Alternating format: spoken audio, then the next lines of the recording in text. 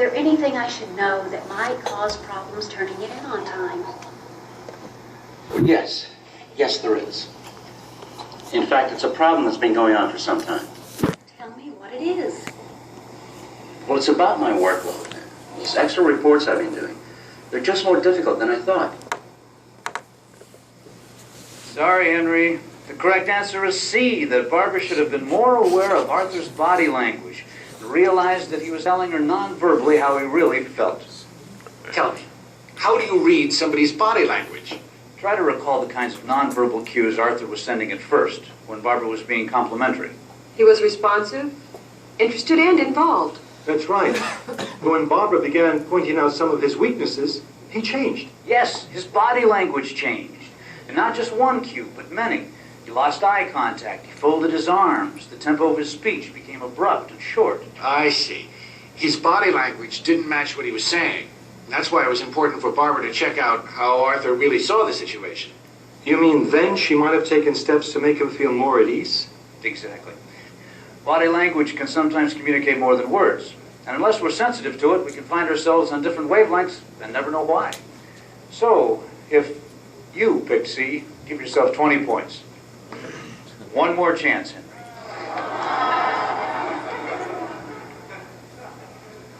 In this, our last episode, we find ourselves in the operations office at a construction site. Charles is foreman on the project. Arthur is a supervisor reporting to him. As you watch, try to see what it is that's preventing good two-way communication.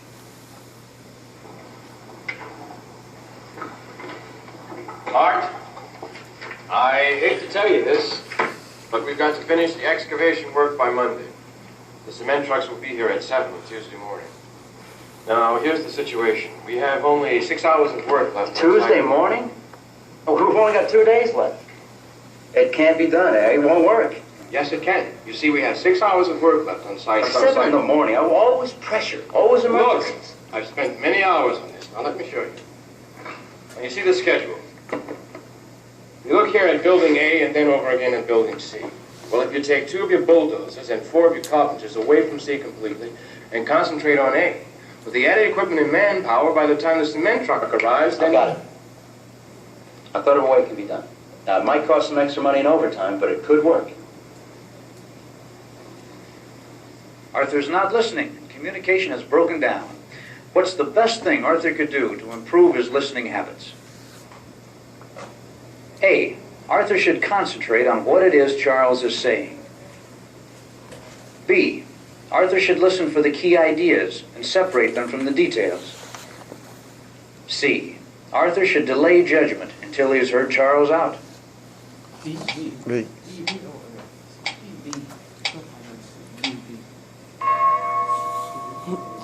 Time's up. Let's see your choices. Well, Henry, you think you have a winner this time? Yes. I don't think Arthur should have jumped in with his own ideas until he fully understood what Charles was trying to say. That would have helped improve his listening habits. No, I can't fully agree with that. It was obvious from the very beginning that Arthur was stuck on a couple of facts he'd heard. That made him miss the whole idea that Charles was trying to get across. That's right, too. Before you can develop genuine understanding, it's very important to focus in on the central idea or theme and not be distracted by unimportant or minor issues. But if you haven't paid attention to what the other person has said, how can you begin to analyze anything? You think people have trouble paying attention? Yes, because we think faster than people can talk. So our minds wander, and we think about what we're going to say next, and stop listening. That's a good point there. But let's take a look now and see which would improve Arthur's listening habits the most. Art, I hate to tell you this, but we've got to finish the excavation work by Monday, because the cement trucks will be here at 7 on Tuesday morning. 7 o'clock, huh? Right. Now, the situation is this. We have only 6 hours of work left on Site A, and 7 on B, and about 10 on C. And so without putting in any overtime, we have 23 hours of work to do. And only 16 working hours to get ready, right? Right. Now, here's what I suggest we do. Where's your time schedule? Oh, thank you. If you look over here at Building A and then at Building C, if you take and remove 2 of your bulldozers and 4 of your carpenters away from C completely and concentrate on A for 6 hours, and then go to B, by the time the cement truck arrives Everything should be ready over here at the first location. You know, it just might work.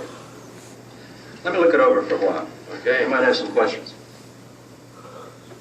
Henry, the correct answer is C. Arthur should delay judgment until he's heard Charles out. I still think you have to concentrate on what someone is saying before you can understand. But if you're busy evaluating, how can you concentrate? Henry's right, Nick. You can't. You can only concentrate by keeping an open mind and not allowing your emotions and biases to get in the way. Listening is hard work, isn't it? Listening looks passive, but it's not. It means learning to pay attention, actively participating by giving and getting feedback until there's understanding. So if you picked C, give yourself 20 points. And that means you, Henry.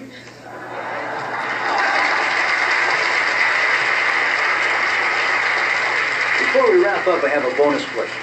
Which of these three choices do you feel is an important benefit we all stand to gain by improving our communication skills? A, better relationships. B, increased productivity. C, fewer misunderstandings. Anyone? They all seem pretty important. It's hard to choose the right one. All are good choices. You're all right. There are many benefits to improving our communication skills. These are just a few. Well, Larry, before turning the floor back to you, I'd like to thank our three terrific contestants for being such good sports.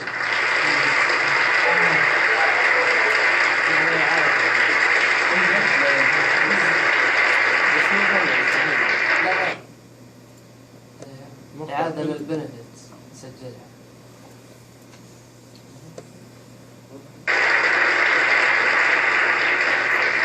You realize by now that the points they scored here today was just a way to make our discussion a little bit more fun.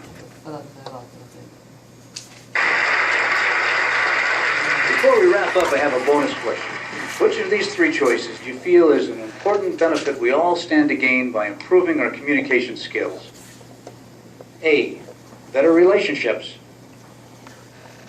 B, increased productivity. C, fewer misunderstandings. Anyone?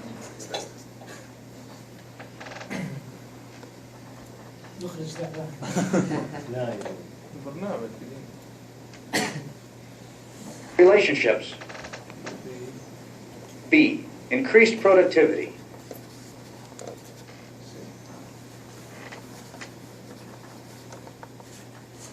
Misunderstanding.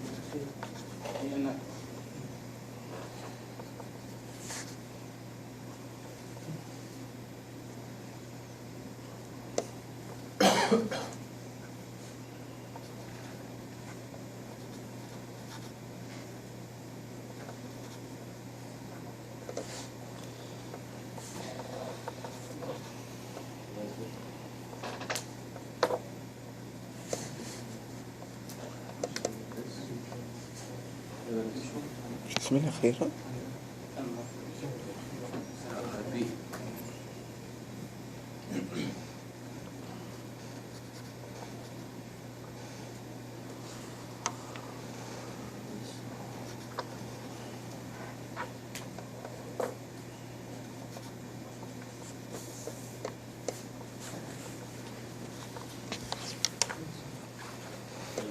C, fewer misunderstandings. Anyone? They all seem pretty important. It's hard to choose the right one. All are good choices. You're all right. There are many benefits to improving our communication skills. These are just a few. Well, Larry, before turning the floor back to you, I'd like to thank our three terrific contestants for being such good sports.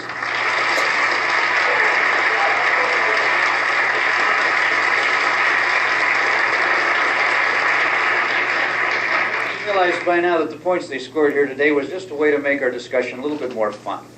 The important thing is that everyone's more aware of the many things we can all do to become better communicators.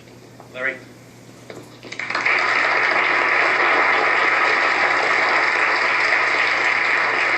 I'm sure I speak for everyone when I say you've covered a lot of ground. And I'm sure from now on, all of us will have fewer misunderstandings. Well, I hope so. We do have a winner. Why don't you do the honors, Larry? All right.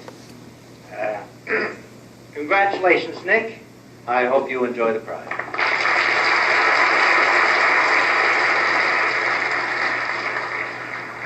Thank you very much, but I don't understand.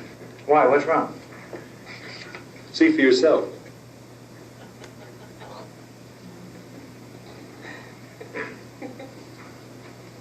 What is it? 1 month's free pony ride lessons at Tiny Tot Carousel?